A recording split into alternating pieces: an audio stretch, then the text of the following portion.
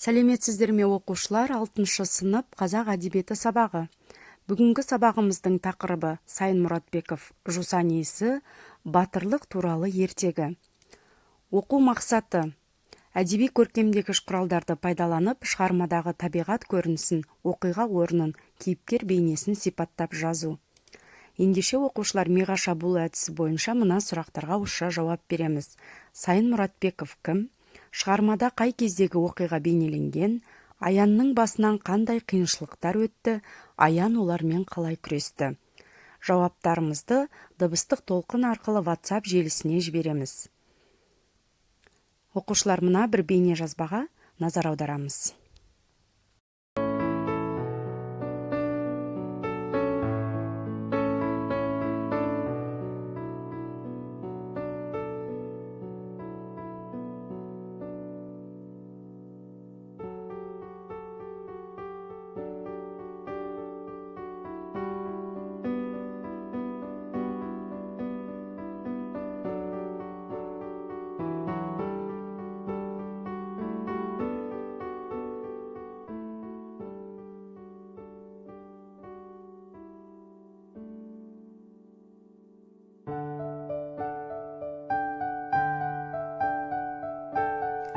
Дүниедегі жақсылық атаулының бәрі ерлік те, ізгілік те, сұлулық пен ақылдылық та, әйтеуір адамға тән небір асыл қасиеттің барлығы да сол Аянның ертегілерінде болушы еді.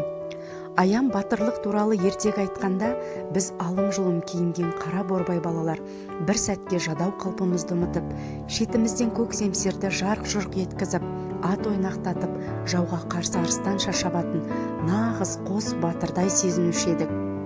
Өмірімізде қосауыз мылтықтан өзге ештеңені көрмесек те, жарқ-жұрқ еткен көк семсер тұрғанда зеңбірек, пулемет дегендер айтар сөзге, көңілге олқы түсіп, ойыншық сияқты болып қалатын.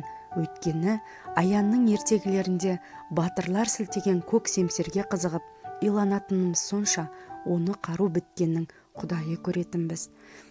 Аян күнде бір ертегі ойлап тауып, күннің батқанын күтіп, бәріне айтып береді. Оның ертегісінің қызық болғаны соншалық, оның ертегісін тыңдаған балалар ертегіге кіріп кетеді.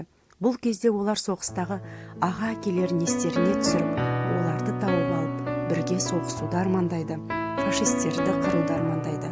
Міне оқушылар, Аянның ертегілері батырлықты, ерлікті дәріптейтін ерекше ертегілер екен.